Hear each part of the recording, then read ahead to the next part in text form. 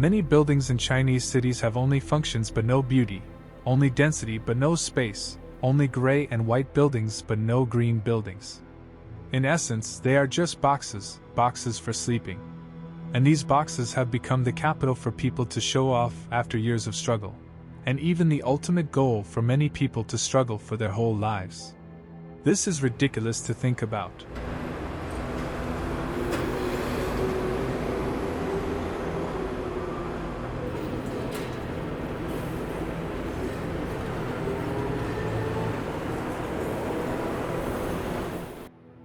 When these real living spaces of the Chinese in the past are placed in museums as works of art for worship, you even begin to doubt whether civilization is progressing or taking a big step backward. So, of course, I must go to Huizhou and put those real spaces related to people, those related to China's history and beauty, and my remembrance of past culture in my videos.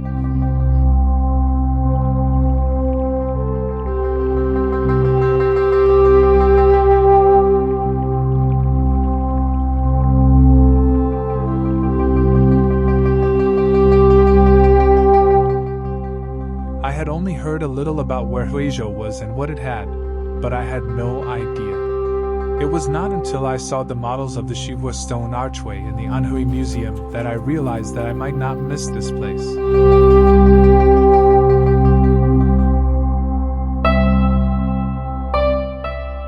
You will immediately understand how important this stone archway is as soon as you stand under it. I think everyone who comes to the ancient city of Huizhou, including me, wants to see with their own eyes the stable structure of this Chinese archway art masterpiece. It is magnificent and majestic, and its momentum is enough to shock the world. Dong Qichang's calligraphy is vigorous and powerful, and it is carved on this green tea garden stone that has not been damaged for thousands of years, and it is timeless. Many Chinese archways are wooden structures, so they naturally cannot be passed down from generation to generation, but stone archways are immortal, which is enough to witness how much attention Shihua received at that time. And these meticulously carved dragons and phoenixes on the archway are completely the characteristics of Huizhou ancient buildings.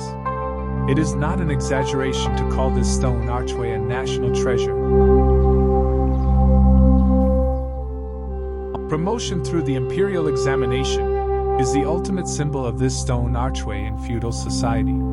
The voices of worship have long become blurred. Passing the imperial examination is no longer the only way to success. And I am also very glad that this stone archway now only has historical and artistic value.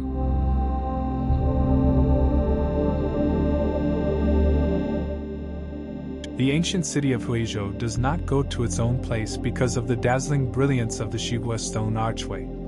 As long as you avoid the crowds beside the stone archway and walk into the winding alleys, you can enjoy the real ancient city. The life memory of the old Huizhou city is in the middle of this century-old archway. The high horse-head wall can still isolate the noise, and the craftsmanship of the carved door head is still superior to any ancient city in China. Even those unbearable past events were kept by them.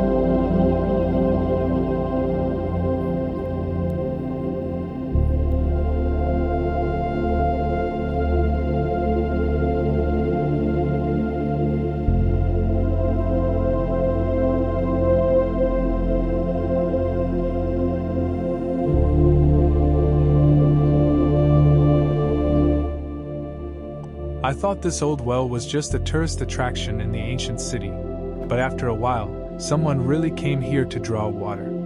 This ancient city is not only really ancient in architecture, but also in the past life.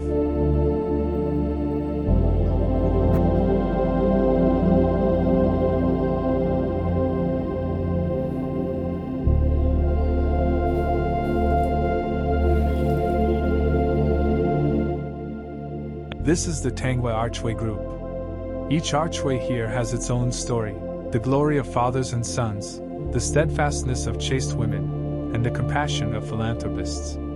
I think when you walk in it, you can no longer feel the oppression brought by the huge monument of etiquette in the past.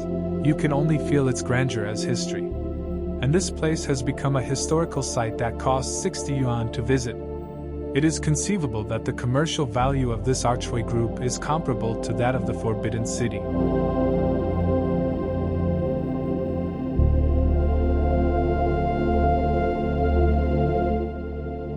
In southern China, ancestral halls are even more important than temples, so you can see buildings of this scale, which are both the inheritance of family bloodlines and the display of family status.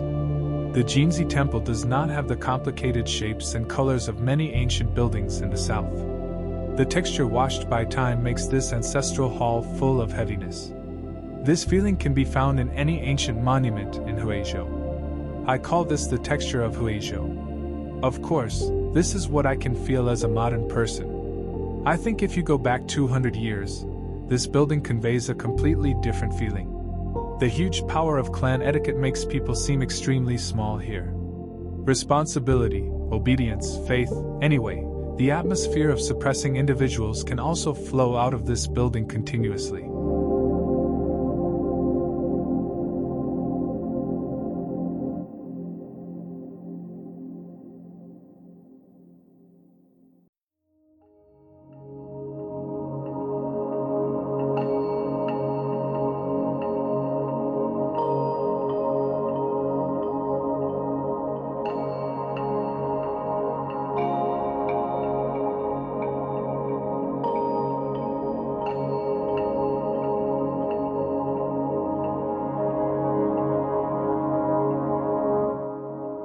Tickets to ancient villages in Huizhou are not cheap. I spent 100 yuan on tickets to Shidi Ancient Village. I wonder if it is more interesting than the gardens in the south of the Yangtze River?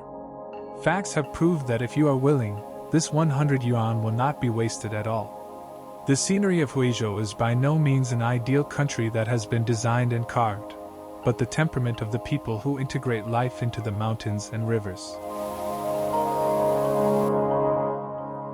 The bumpy stone road and the gray-white wall with a little moss are the most advanced color matching in Chinese painting. I call this the color of Huizhou. Looking up, you can see the continuous horsehead wall, and the blank space in the sky is the most wonderful part of Chinese painting. This low-key and elegant combination is unique among all the ancient Chinese buildings.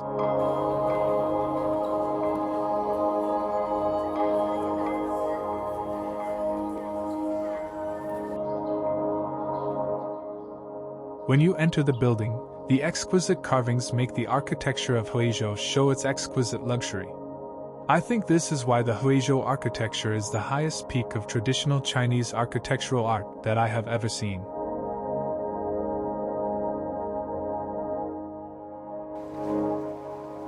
In my opinion, these art students are the happiest. It doesn't really matter whether they paint well or not. They enjoy their time in such an isolated place at such an isolated age. I don't know how many times they will have in their future lives. So, I also took the camera and enjoyed the time here with them. I also want to be isolated from the world.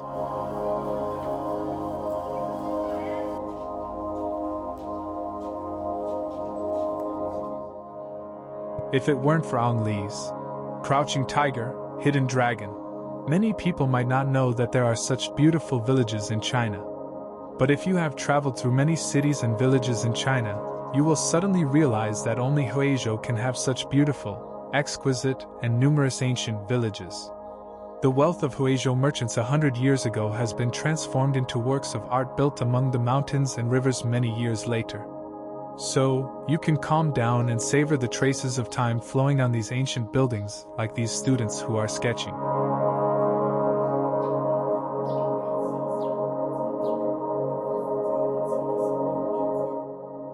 If someone asks me where the architecture is the most Chinese, I would recommend Huizhou without hesitation, because even though I have traveled to so many places, I have to admit that only Huizhou has such a high level of art, such a pure style, such a huge scale, such complete preservation, and most importantly, such a representative architecture of China.